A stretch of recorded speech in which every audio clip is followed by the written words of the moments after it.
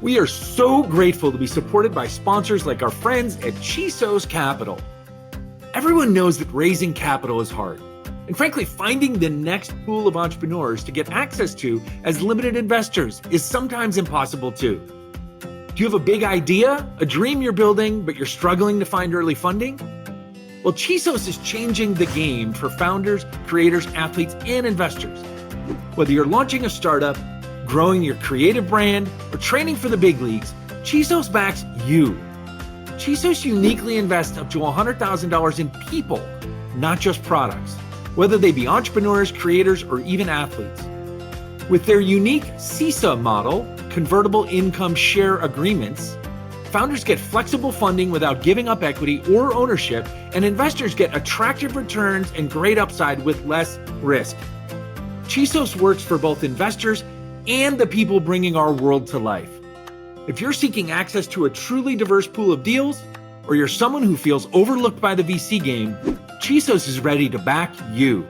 So apply now at chisos.io. We are so grateful to be supported by these community champions: Sales MD, Team Friday, Realist Lab, Kiana Patterson, Diego Chavez, Jer Boucher, Heather Ryder, Janine Sua, Lily Roca, and Steve Kernan. Hey, it's me, Rob Bryan. It is time for some stoppage time.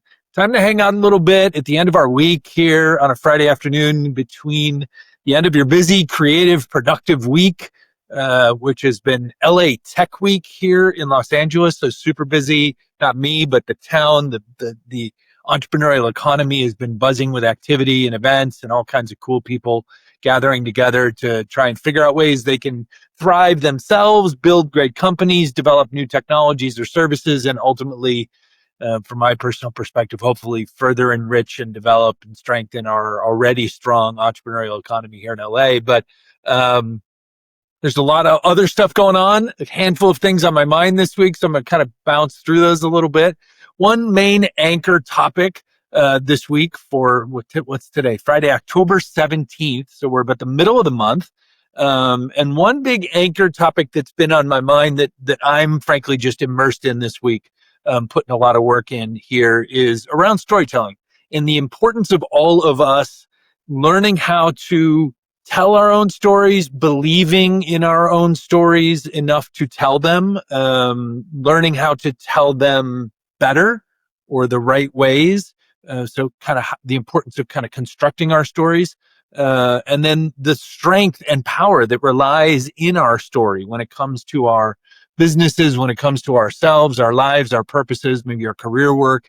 The real power to change and or drive change is derived from the powers of our stories, and the power of each one of our unique individual stories, as we discover that as a human, is what I've seen unlock kind of peace, prosperity, the ability to thrive, the ability to grow, the ability to come to kind of a joyful acceptance of where we are at in life in so many different people's lives. And today and this week, really for myself, I've been immersed in thinking about story from the perspective of not just individuals, but from the collective perspective.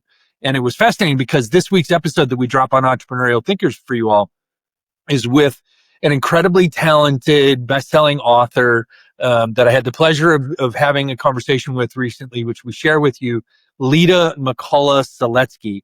And Leta wrote an incredible book, which we talk about in the show, about her own family journey, her dad's history, and her dad's connection in a very, very personal way, which has been documented in an image that, as a 57-year-old who was born in 1968, I grew up seeing the image, never knowing that the gentleman in the image with Martin Luther King on the balcony of the hotel in which MLK was assassinated, that gentleman in that picture, which I grew up seeing and having be the defining vision of MLK's assassination for so many Americans, never knowing that gentleman was the father of this woman who 50 some odd years later, I would have a conversation with about the importance of telling our story. And more specifically, Leta and I really unpack the practical and the philosophical realities of the importance of writing, the importance in an AI era where robots are telling us, or we're being told that robots can write everything for us, from our resumes to our books to our podcast notes to our whatever it might be, scripts. Like we're literally being told, like, yeah, we don't have to write anymore. Don't worry about writing. Like, don't stress over the writing. Just turn on the AI chatbot thing over there and let it write for you. Just tell it what you want it to write and it'll write for you. So Leta and I really go deep in both, again, tactically, why it's so tactically important to write and to use writing as a method of expressing your thoughts, organizing your thoughts, expressing your ideas, expressing your purpose, or telling your story or the stories of others around you. But also then kind of how, and this is not surprising, I guess, if you really think about it, how the critical value of writing, the critical importance of writing to our human experience is directly tied to the critical importance of reading in our human experience. And reading and writing, I mean, talk about the basic, right? The basics of our educational system throughout the world. But reading and writing are so intrinsically tied to the human experience. And if you fantasize about a world in which we would happily automate and digitize and abdicate that unique human attribute to the robots, then I think you're setting yourself up to head down a pretty dark path in which we as humans start to be valued and mean a lot less to this experience that we have on the planet. And if you remove the human experience from the planet, I mean, you've just left the planet and a bunch of animals. And that's not some place that I think many or any of us want to live in. Leta and I both talk deeply and specifically about how neither of us are Luddites. Both of us are totally open to the fact that AI as a tool has many, many useful applications. Frankly, I think many, many more high value, useful applications, in my opinion, not Leta's, but in mine, that we have not yet explored at all while we're so busy, as Leta and I discuss, being led down this path of commercialization and hyper monetization of AI by the handful, and it is just a handful of corporate executives who are making the decisions about where all this stuff goes. And we kind of take a deep breath. We spend a conversation talking with each other in part about that. But it really got me thinking about just storytelling in general. And the conversation that I had with her, which as always, you can find and like, follow, subscribe, listen to, or watch on any of the podcast platforms that you find us now under our Entrepreneurial Thinkers channel. On YouTube, you can watch the video versions of it on audio on Spotify or Apple or anywhere else you listen to your podcasts.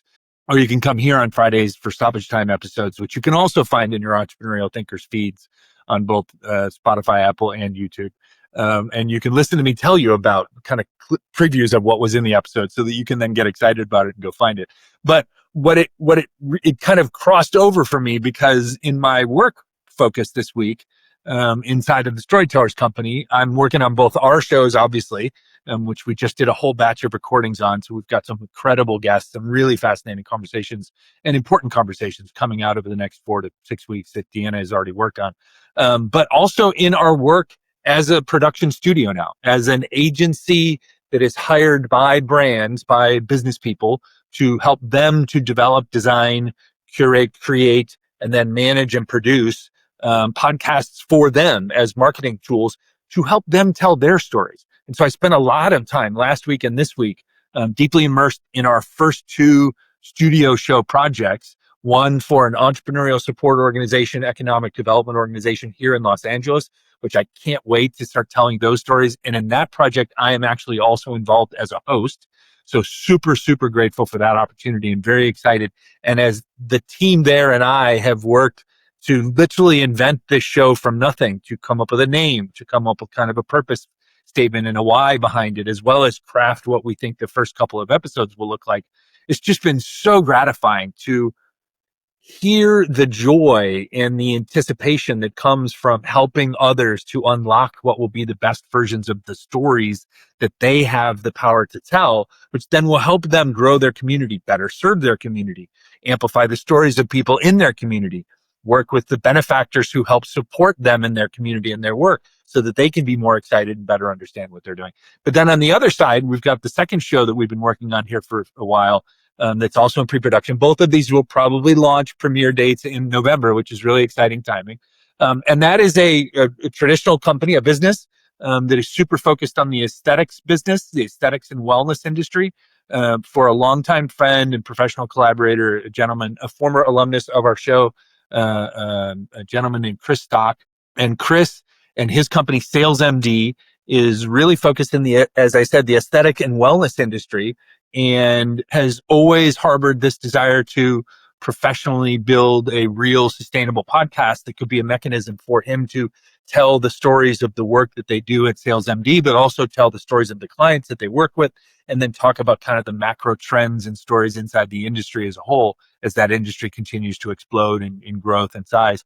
And in that process, help essentially elevate Chris as an expert in that industry as well. And so it's been fascinating to work hand in hand with Chris on weekends and nights when he has time to just try to birth this first podcast. So a lot of effort in storytelling this week, a lot of lessons about the importance of writing and the importance of reading, but the importance of writing and how there is so much value to be shared in the stories that we concoct in our head.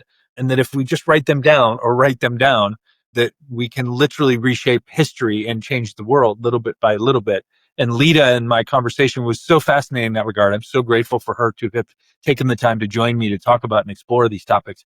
But then also just the work that we're doing on the studio side, as we call it, of our business, where we help brands and companies, organizations like yours to build the podcast, to tell the best versions of the stories that you want to tell so you can grow your businesses, grow your communities, create a more, as I call it, three-dimensional human voice to your brand, as opposed to the normal marketing stack stuff that you invest in, like newsletters and social media and websites, and which is all so flat and kind of two-dimensional. So really, really excited about that. By the way, if there's anybody out there listening that is interested in such a project and exploring creating a podcast for your brand, we're here to help you do that. So I would love to explore that with you.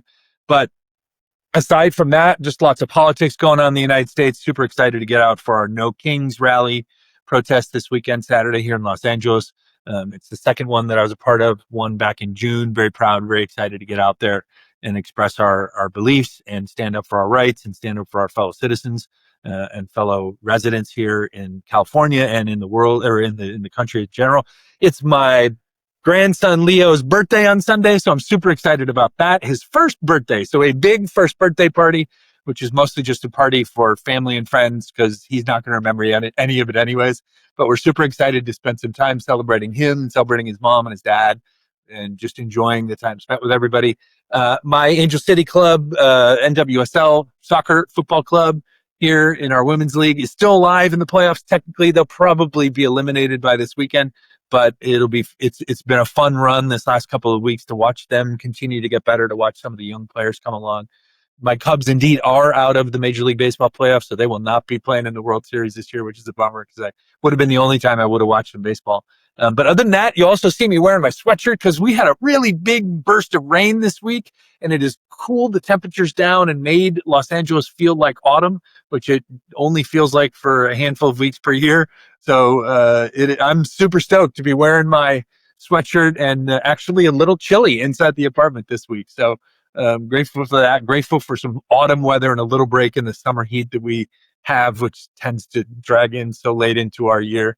But other than that, just joyful, grateful. I've been leaning into just a lot of gratitude lately. We've got a number of challenges that face us, as I talked about on here before, with the bootstrap nature of how I'm trying to build this business and survive. And that's really, it's the fine tipping point as an entrepreneur between survival and thriving.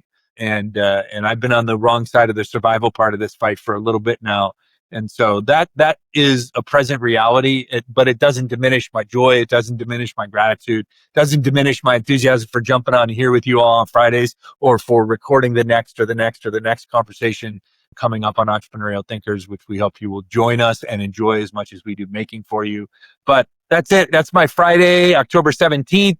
I send you nothing but love, peace, joy, and encouragement as you head into your weekend. And I hope this weekend brings you just lots of connection and maybe a little bit of quiet time here and there to sit down with a notepad and a pen and just write out some of your thoughts about your hopes, dreams, your life, your worries, the possibilities. Like, write out those stories. Like, start sharing and capturing those stories, because it's those stories that are going to define what your family, what the future, what your life, what your career, what your business, what our world is going to look like. Because really, as we learn when we listen to these folks that join us on Entrepreneurial Thinkers every week, it is fundamentally the stories that people give birth to in their minds that become the things that they get passionate about and work on. And those things, as they change and evolve and grow, become the world that we live in. So the future is now. And don't be afraid to stop and slow down and write it out, and then capture it in all these digital formats that we have. So that's it. Peace. Happy weekend. We'll see you right back here next week. We are so grateful to be supported by sponsors like our friends at Shore Capital. In today's venture capital world, it's not just about cash. It's about relationships. Capital is harder to find. Limited investors have fewer managers that they can trust. And the industry is just filled with far too much hype. Shore Capital is an early-stage venture fund investing in the world's most ruthlessly iterative founders, helping its limited partners to find founders who are solving the world's most dynamic problems, teams that excel in mastering the idea maze, teams moving with a rapid, iterative velocity and demonstrating radical resourcefulness. Shore Capital doesn't just write checks, though. They become fractional co-founders when needed, offering strategic support, high-leverage relationship development, and a deep commitment to the long-term success of their portfolio companies. If you are a ruthlessly iterative founder with a bold vision, or a limited investor seeking sustained access to the brightest big thinkers of our time, Shore Capital wants to meet you. So visit shorecapital.notion.site to learn more.